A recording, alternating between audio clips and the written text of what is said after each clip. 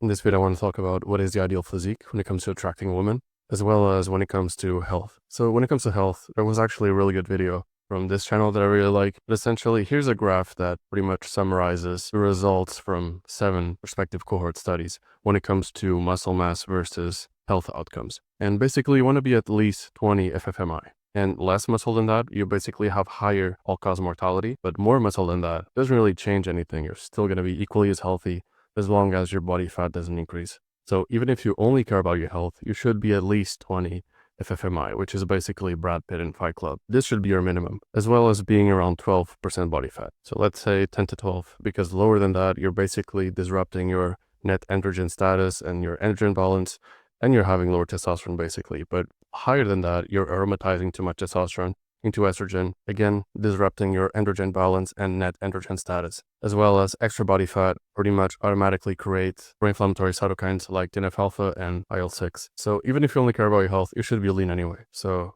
12% is a good number. Around that, you're pretty much fine. But what about the upper range? I think in the upper range, you should be around 25 BMI. So at least 22 BMI and at most 25 BMI.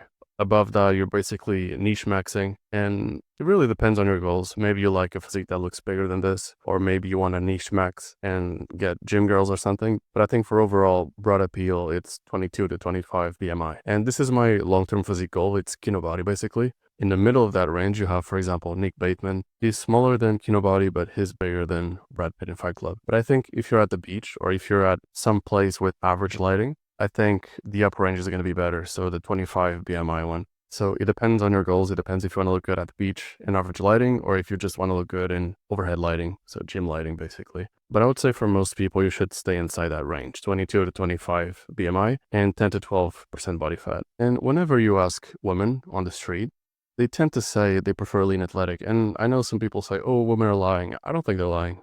We have a bunch of surveys. We have a bunch of street interviews. We have anonymous surveys. Basically, they all say the same thing. Most of them prefer lean athletic or a physique that looks strong and athletic. Looking really strong, so above 25 BMI, is usually just niche maxing. Although it depends on the lighting, because this picture, I've seen people use it in street interviews and women don't say that it's too much. So it really depends a lot on the lighting, which is an underrated aspect of this conversation. And here he is above 25 BMI.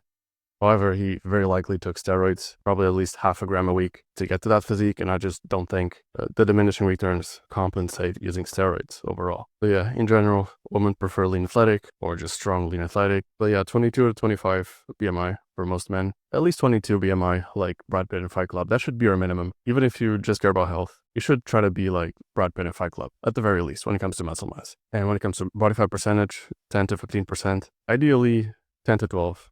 If you care about health, which you should, obviously. And in that range, you're minimizing visceral fat, as well as maximizing net androgen status and androgen balance in general. But yeah, that's it.